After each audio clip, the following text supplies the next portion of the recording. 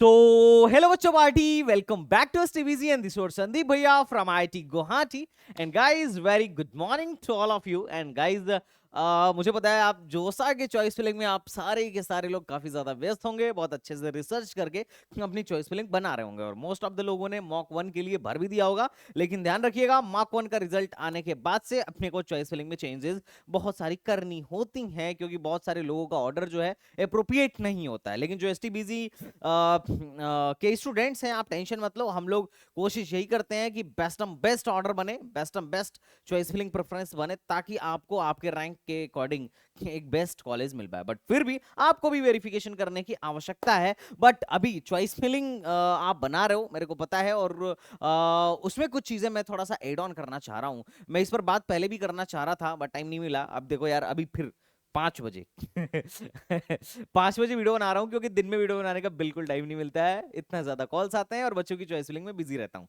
That's why तो रात में ही मिलता है। अभी मैं 5 बजे आप लोगों के लिए वीडियो बना रहा हूँ और यकीन ना हो तो भाई तुम देख लो यहाँ टाइम जितनी अभी देखो 5:42 और इस वीडियो के लिए मैं उठा था 4 बजे। एनीवेज चलो शुरू करते हैं। तो मैं जो आपको पॉइंट्स बताने वाला हूं ये है एक बहुत इंपॉर्टेंट पॉइंट लाइक कि अभी मेरे पास बहुत सारे लोगों के चॉइस फिलिंग आए और वो बोल उन्होंने क्या किया था, सिर्फ CSE IT EC उन्होंने क्या ब्रांच डाला था। मोस्ट ऑफ द बच्चा जो है अभी चॉइस फिलिंग बनाते टाइम CSE डाल रहा है, CSE डाल रहा है, IT डाल रहा है, EC डाल रहा है। बस नीचे के ब्रांचेस को बहुत सारे बच्चे प्रिफर ही नहीं कर रहे हैं। और एक समस्या मेरे को IIT में भी देखने को आज के टाइम में मिल रही है कि पहले हमला हमारे टाइम क्या होता था, हम लोग बोलते थे यार कि हम ओल्ड IIT जाएंगे भले हमारी ब्रांच केमिकल ही क्यों ना हो जाए, है ना। हम लोग का माइंडसेट ये था कि यार मतलब न्यू IITs में नहीं जाना है। पर अभी के बच्चे हैं जिनका है कि भैया ठीक है न्यू IIT भी चल जाएगी, आप मेरे को धारवाड़ भेज दो, भिलाई भेज दो, चलेगा, पालक्कड़ भेज दो, लेकिन कंप्यूटर साइंस या डेटा साइंस चाहिए। तो इस चीज को लेकर भी बच्चों के अंदर थोड़ा सा रुख बदल रहा है। लेकिन बढ़िया है। आप देखो यार मैं मेरा भी ये मानना है जो आप सोच रहे हो कि यार देखो शादी उसी से करनी चाहिए जिससे प्रेम हो, वरना जिससे प्रेम नहीं होता है अगर उससे शादी करा दी जाए तो थोड़ा निबाह बड़ा मुश्किल हो जाता है।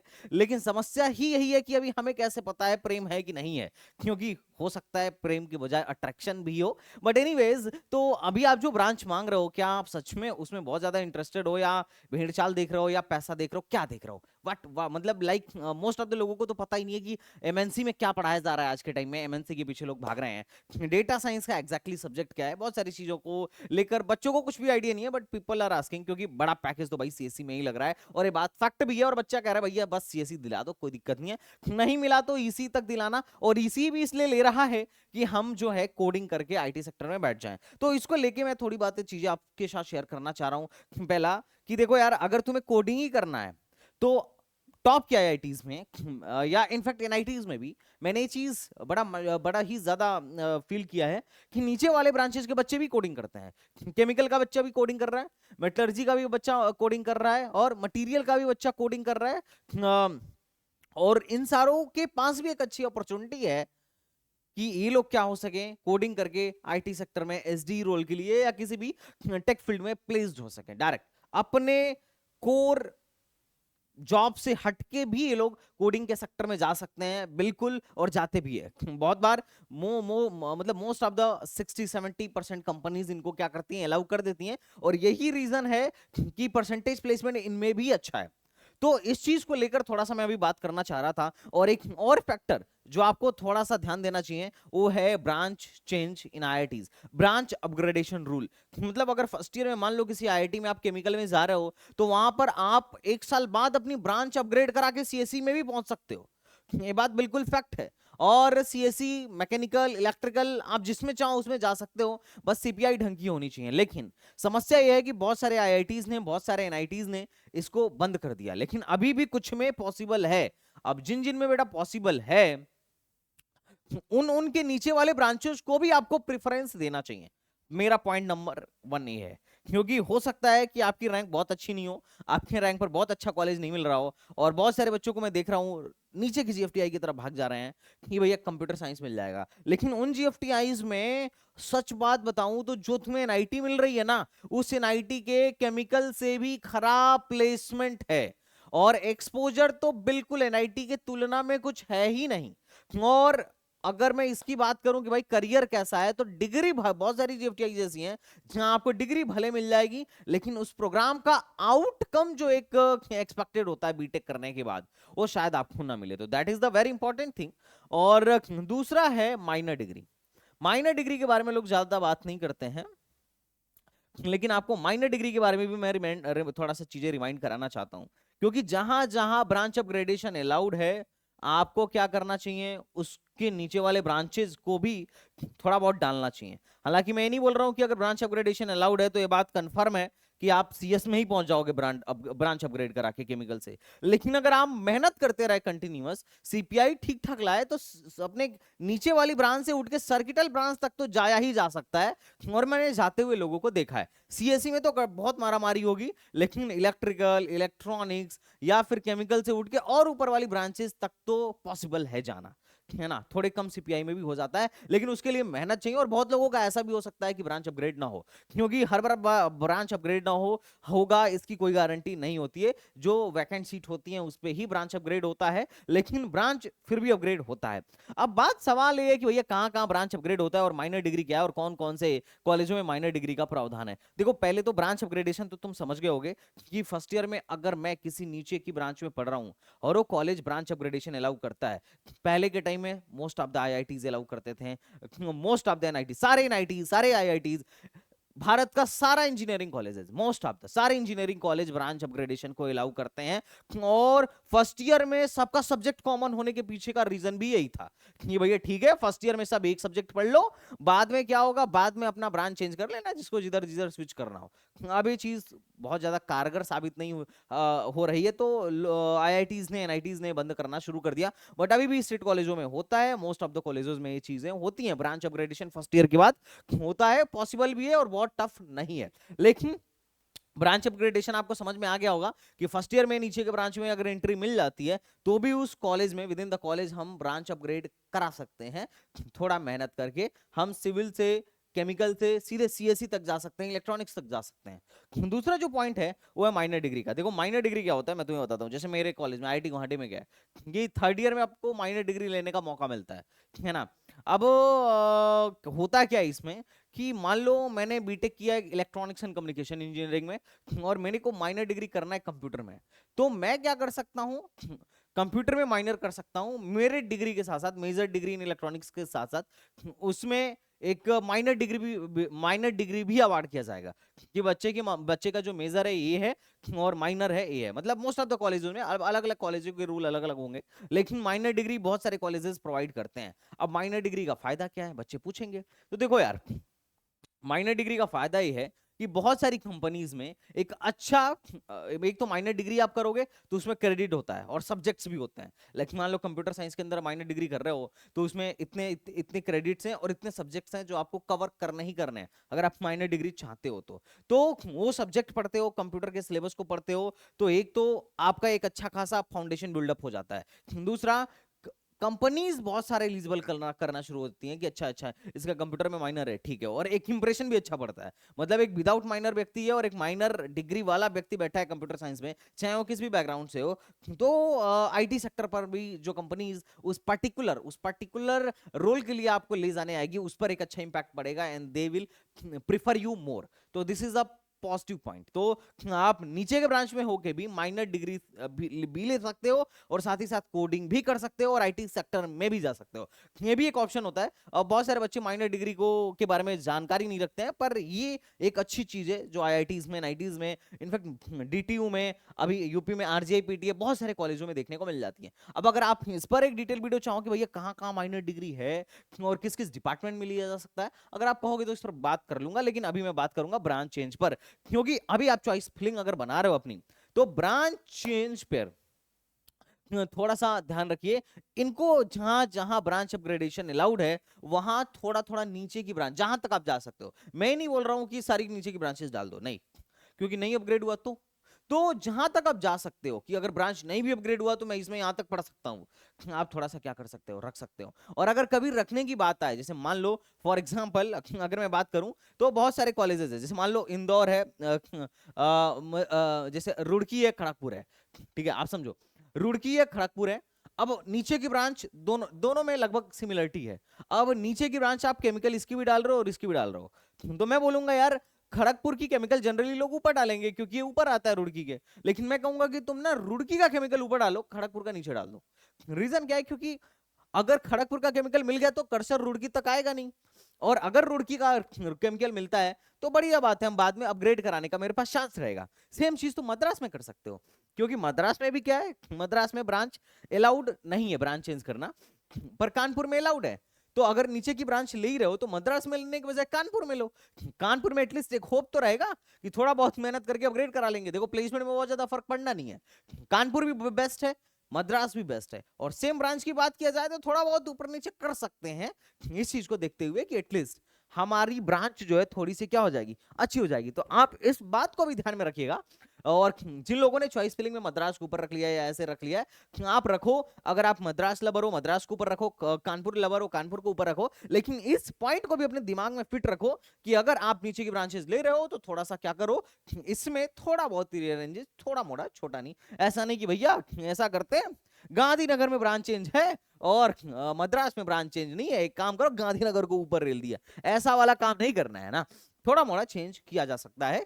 आप जब अपनी रैंक के बिहाफ पर अपनी चॉइसेस सेट कर रहे होगे, प्रेफरेंसेस सेट कर रहे होगे, तो आपको आइडिया लग जाएगा, उसी टाइम पे आपको लग जाएगा। और नहीं आइडिया लगेगा तो कोई बात नहीं, संदीप भैया है, आप एसटीबीजी काउंसलिंग प्रोग्राम को ज्वाइन कर सकते हो, we will do for you. Okay, अब बात करते हैं कहां कहां नहीं है। तो देखो जो अपनी पुरानी आईआईटीज हैं उसमें मेरे कॉलेज में भी ब्रांच चेंज है, लेकिन इस साल से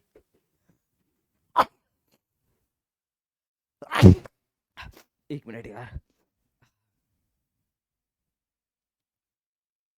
2024 तक लगभग 9 आईआईटीज में नहीं था, है ना। बाकी अभी कुछ और आईआईटीज हैं जिन्होंने ब्रांच चेंज को बंद कर दिया है। जैसे अगर मैं बात करूं तो दिल्ली में जो ब्रांच चेंज है वो अभी भी अलाउड है, कानपुर में भी अलाउड है, लेकिन जितने टॉप के आईआईटी में आप रहोगे ब्रांच अपग्रेड कराने में उतना ज्यादा मेहनत की जरूरत पड़ेगी और वहां पर उतना ज्यादा टफ बैटल फेस करनी पड़ेगी। हमारे यहाँ था और हमारे यहाँ हो भी जाता था, अभी इस साल से these guys are going to change, but फिर भी एक बार अपने तरफ से भी आप वेरीफाई कर लेना। अगर हैदराबाद की बात करूं तो यहाँ तो पहले से ही नहीं था, वाराणसी भी पहले से होता था, और लास्ट ईयर हमारा एक स्टूडेंट फार्मास्यूटिकल में गया था और वहां से उसने चेंज करा के उसके पापा का मैसेज आया था मेरे को, है ना। इसी वाज सेइंग कि हमने यही बात लास्ट ईयर भी डिस्कस की थी कि ब्रांच चेंज पे फोकस करते हैं, और वो फार्मास्यूटिकल से सीधे कहाँ पहुंच गया, वो पहुंच गया कंप्यूटर साइंस में। ओके, एनीवेज तो उनका मैसेज यही आया था कि भैया बच्चे का ब्रांच अपग्रेड हुआ, जिसमें हम लोग डिस्कस कर रहे थे, बच्चे ने उसको पूरा किया। तो आप भी कर सकते हो, बट अभी क्या है कि बीएचयू में ऐसा है कि इस साल से ब्रांच चेंज को रोक रहा है, तो इसको भी आप एक बार वेरीफाई कर लेना। बाकी कहाँ कहाँ अलाउड है, तो इंदौर में अलाउड है, रोपड़ में अलाउड है, गांधीनगर में अलाउड है, और कहाँ अलाउड है, मंडी में अलाउड नहीं है। पटना में अलाउड था, पटना वालों ने भी बंद कर दिया। जोधपुर में अभी भी अलाउड है। अब देखो यहाँ पे तुम क्या कर सकते हो, जोधपुर को ऊपर रख सकते हो अगर नीचे की ब्रांचेस में जा रहे हो। अब देखो सीएससी में जा रहे हो तो तुम इनको ऊपर रखो, कोई दिक्कत नहीं है।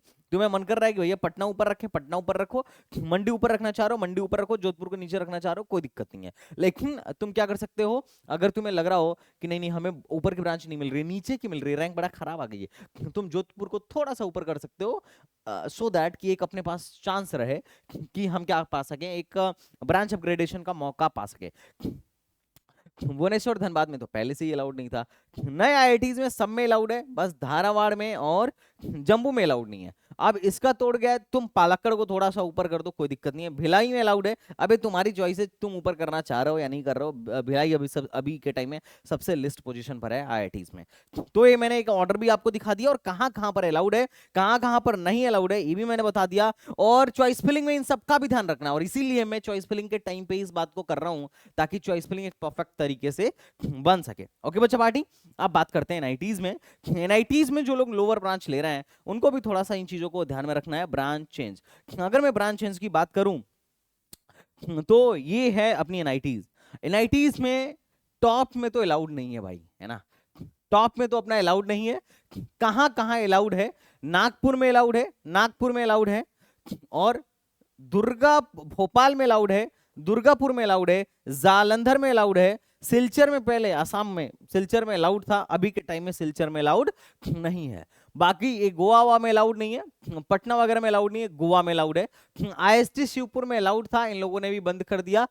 पौंडीचेरी में पहले ही नहीं अलाउड था, उत्तराखंड में अलाउड है, और अगरतला में अलाउड है, और मेघालय में अलाउड है, सिक्किम में अलाउड है, मिजोरम और मणिपुर में भी अलाउड है। तो आप एनआईटीज का भी अगर आप बना रहे हो तो इसमें भी थोड़ा सा आप ये कर सकते हो, जैसे आपका मन किया, आपने क्या किया कि भाई नागालैंड में अलाउड नहीं है, एक काम करते हैं मिजोरम में ले लेते हैं, जो लोग ले रहे हैं थोड़ा बहुत ऊपर नीचे शिफ्ट कर दो, क्योंकि ये लोग एक ही लेवल के एनआईटीज हैं, और जो जो एनआईटीज एक लेवल की हैं आप वहां पर क्या कर सकते हो, थोड़ा बहुत ऊपर नीचे कर सकते हो। पौंडीचेरी को नीचे रख सकते हो, और अगरतला उत्तराखंड को आप चाहो तो ऊपर रख सकते हो, है ना। पटना को गोवा से थोड़ा ऊपर रखना चाहो तो रख सकते हो, सो दैट मतलब टॉप के ब्रांचेस के लिए मत मत रखना, क्योंकि फिर टॉप के ब्रांच में अगर आप हो तो ऑलरेडी आप हो, आपको ब्रांच अपग्रेडेशन के बारे में चिंता करने की जरूरत नहीं है। लेकिन जिनको अच्छी ब्रांच नहीं मिल रही है, लोअर ब्रांच मिल रही है, मैं उन महानुभावों के लिए कह रहा हूं। और कई लोगों के दिमाग में होगा कि लोअर ब्रांच अच्छा नहीं होता है, तो यार ऐसा नहीं है, कुछ कुछ कॉलेजों में लोअर ब्रांच बहुत अच्छा होता है, खासकर टॉप के 90s में अगर आपको लोअर ब्रांच मिल रहा है तो you can go through that. मैं कुछ लोअर ब्रांचेस का आपको प्लेसमेंट भी दिखा देता हूं। और अभी तक एक चीज और है कि अभी हमारा काउंसलिंग प्रोग्राम को लेके बहुत सारा, जब से बंद हुआ है पिछले 3 दिन से, एसटीबीजी काउंसलिंग प्रोग्राम, एसटीबीजी की सीट्स फुल हो चुकी हैं, हमारा पूरा हाउस फुल है भाई, है ना। हमने एक बच्चे को भी नहीं लिया जोसा प्रोग्राम में। बाकी कॉमेड के में एक ही टीम में अपन लोग अभी भी ले रहे हैं, अभी भी वहां सीटें हैं, जो आना चाह रहा है आ सकता है, क्योंकि वो भी धीरे धीरे करके फ्री हो रहा है ना। तो बच्चे मेरे से रिक्वेस्ट कर रहे थे कि भैया यार चॉइस फिलिंग में बहुत दिक्कत आ रहा है, आप ये साथ कैसे छोड़ सकते हो, आप ये मत करो, ऐसा वैसा, बहुत सारे मैसेज मेरे को आए, कुछ लोग पर्सनली मेल भी कर रहे थे। तो देखो यार, तुम लोगों की चीजों को कंसिडर करते हुए आई एम थिंकिंग कि 40 to 50 लोगों के लिए हम लोग क्या करेंगे, फिर से ओपन करेंगे, कुछ लिमिटेड टाइम के लिए मैं ओपन करूंगा। जिनको भी लेना है, जो अपने चाहने वाले हैं कि नहीं भैया यार आप पे ही भरोसा है, तो तुम ले लेना, लेकिन वेट करना पड़ेगा, 10 तारीख को ही तुम्हारी चॉइस फिलिंग बन पाएगी, क्योंकि आज 9 है, और कल तक तो बन जाएगी अप्रोक्सीमेटली, क्योंकि आज लोगे तो 24 घंटे में मेंटर असाइन हो जाएगा, कल तक बन जाएगी। अब तुम वेट कर लेना, देखना पोर्टल कब खुलता है। अब मैं आता हूं जो असली है कि भैया एनआईटीज के लोअर ब्रांचेज में क्या प्लेसमेंट हो रहा है, ताकि आप थोड़ा सा बता दो, so that I can at least keep that in my choice filling. तो चलो थोड़ा उस पर बात कर लेते हैं। और वैसे एनआईटीज पर मैं बहुत वेल रिसर्च धाकड़ वीडियो बना रखा हूँ, 1-1 घंटे की। वैसी वीडियो शायद तुम्हें यूट्यूब पे कभी मिले भी ना, उतना ज्यादा रिसर्च वाली। मैं नहीं बोल रहा हूँ मैं बहुत अच्छी वीडियो बनाता हूँ, पर ये मैं जरूर बोल रहा हूँ कि मैं तुम्हारे लिए बहुत हेल्पफुल वीडियो बनाता हूँ, है ना। तो तुम उसको जाके एक बार चेकआउट भी कर सकते हो। तो चलो हम लोग थोड़ा प्लेसमेंट देख लेते हैं। तो देखो भाई, ये है अपने एनआईटी राउरकेला महाराज, और इनमें आराम से लाइफ साइंसेज वगैरह में 73,000 रैंक तक एडमिशन हुआ था।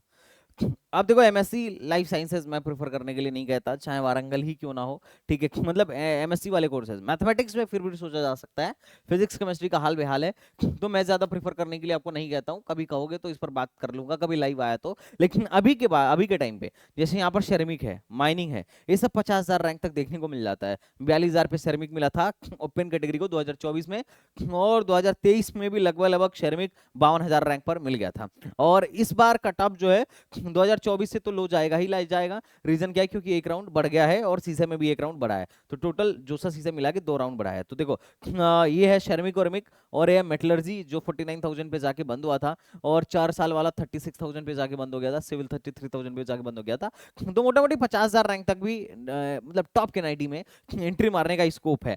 अब देखो सवाल क्या है, प्लेसमेंट कैसा होता है, बच्चा पूछेगा। तो देखो मैं प्लेसमेंट के बारे में तुम्हें दिखाता हूँ, ये मैं ऑलरेडी शीट भी बहुत बार तुम लोगों को दिखा चुका हूँ। जैसे तुम एनआईटी राउरकेला में जाओ, आप एनआईटी राउरकेला में जैसे ही जाओगे, प्लेसमेंट पे क्लिक करो। अब प्लेसमेंट पे इनकी वेबसाइट में एक एक चीज का प्लेसमेंट दिया हुआ है, ब्रांच वाइज प्लेसमेंट दिया हुआ है, एकदम मस्त। ये देखो कितना बच्चा था, क्या जॉब ऑफर हुआ, मिनिमम क्या था, मैक्सिमम क्या था, एवरेज क्या था, मीडियम क्या था। अब सबसे रद्दी ब्रांच उठाओ, चलो उठाते हैं बायोमेडिकल। बायोमेडिकल मतलब ब्रांच कोई रद्दी नहीं होता है, ये पहले मैं बता देता हूँ। हर ब्रांच का अपना अलग इंपॉर्टेंस है, और एआईसीटी की नजरों में सब इक्वल है, बट बच्चों के पर्सपेक्टिव से मैं बात कर रहा हूँ, है ना। 34 स्टूडेंट थे, जिसमें से 36 जॉब ऑफर आया। 4.5 से नीचे किसी की जॉब नहीं लगी, और 31 लाख का हाईएस्ट गया था। एवरेज है 11 लाख का और मीडियन है 7.71 लाख का। इनफैक्ट तुम सिविल भी उठाओगे तो सिविल में 65 लोग थे और 67 लोगों की जॉब ऑफर आई थी। भाई देख रहे हो लोगों से ज्यादा ऑफर आ रहा है। हो सकता है कि 65 में 65 प्लेस नहीं हुए हो, कम प्लेस्ड हुए हो, पर ऑफर इनके पास ठीक ठाक था। और 22 लाख का मैक्सिमम सैलरी, 10 लाख का एवरेज सैलरी, और मीडियन भी 8.8 लाख का था। तो इधर प्लेसमेंट्स होते हैं भाई, होते हैं। इनफैक्ट अगर तुम हमारे यहाँ की एनआईटी उठाओ, हमारे यहाँ की एनआईटी है एनआईटी इलाहाबाद, ये एनआईटी इलाहाबाद उठाओ, एनआईटी इलाहाबाद का प्लेसमेंट देखो, हर ब्रांच में प्लेसमेंट, कोई ब्रांच ऐसा नहीं है जिसमें प्लेसमेंट नहीं हो रहा हो। बायोटेक्नोलॉजी में तुम देखो या किसी का भी उठा, इंडक्शन मतलब प्रोडक्शन पीआई देखते हैं, 28 लोग थे, 31 ऑफर आया था, 92% का ऑफर था। और एवरेज सीटीसी जो थी वो थी 8.56 की, मैक्सिमम गया था 13 लाख का, है ना। और इससे पहले तो पीआई का अच्छा था, मतलब मैक्सिमम सैलरी भी 33 लाख के आसपास की थी, और एवरेज सैलरी जो थी 10 लाख के आसपास का था। तो इनमें भी प्लेसमेंट्स होता है, ऐसा नहीं है कि प्लेसमेंट नहीं होता है। तो अगर कोई बच्चा ऐसा है जो ऐसा चाह रहा है, क्योंकि देखो 50,000 रैंक पे कोई एनआईटी कोई अच्छी ट्रिपल आईटी भी एडमिशन नहीं दे रही होगी, क्योंकि जिन ट्रिपल आईटीज में अभी एडमिशन हो रहे हैं वहां पर भी परसेंटेज प्लेसमेंट थोड़ा सा डाउन चल रहा है। ये है कि सीएससी में आपको एडमिशन हो जाएगा, और ट्रिपल आईटीज की फीसें बहुत महंगी होती है। एनआईटीज में क्या है कि 1 लाख से कम जिनका ये पास इनकम सर्टिफिकेट है उनकी फीस माफ हो जाती है। तो अगर कोई गरीब बच्चा है, अगर लो ब्रांच में पढ़ना चाह रहा है तो पढ़ सकता है, कोई दिक्कत नहीं है, इसमें भी अपॉर्चुनिटी होती है। लेकिन जो सबसे बड़ा वाला पैकेज तुम्हारे हाथ लगता है जनरली सीएस जैसे ब्रांचेस में देखने को मिलता है, क्योंकि यहां पर भी तुम उठा के देखोगे तो कंप्यूटर साइंस में देखो यार, कंप्यूटर साइंस में 94% प्लेसमेंट हुआ, मीडियम सैलरी 27 लाख है। बाकी लोग तो इसके आसपास भी नहीं है, देख रहा हूं सीएसआईटी के पास पास भी नहीं है लोग, इलेक्ट्रॉनिक्स बिल्कुल है। और यही रीजन है कि आज के टाइम में लोग सीएस आईटी और इलेक्ट्रॉनिक्स भी लेते हैं। अच्छा, कुछ लोग इलेक्ट्रिकल को बाइकआउट कर रहे हैं। देखो इलेक्ट्रिकल का एनआईटी इलाहाबाद में 21 लाख का एवरेज पैकेज है, मतलब इलेक्ट्रॉनिक्स के जस्ट बाद अगर किसी का प्लेसमेंट लग रहा है ठीक ठाक तो है इलेक्ट्रिकल। तो मैं नहीं, मेरे को नहीं मन लगता है कि तुम्हें बाइकआउट करना चाहिए। देखो तुम क्या भर रहे हो क्या नहीं भर रहे हो, एक एक चॉइस जो तुम डाल रहे हो ना उसका प्लेसमेंट जाके चेक करो। 1-2 साल का प्लेसमेंट चेक करो, ऑथेंटिक डेटा से प्लेसमेंट चेक करना है यार, ये गूगल वाला मत चेक करना कि कुछ भी डाल दिया गूगल पे और गूगल में आ गया फर्स्ट लाइन में मान लिया, नहीं, ऑथेंटिक डेटा। और जो लोग एसटीबीजी के काउंसलिंग प्रोग्राम में है, मैं मोस्ट ऑफ द चीजें आपके ऐप में ही डाल चुका हूँ, पूरी स्लाइड डाल दी है कि कहाँ पर क्या प्लेसमेंट होता है कैसा होता है। कोशिश क्या होगी 2-3 साल का डाल सकूं ताकि आप भी ट्रेंड एनालाइज कर पाओ।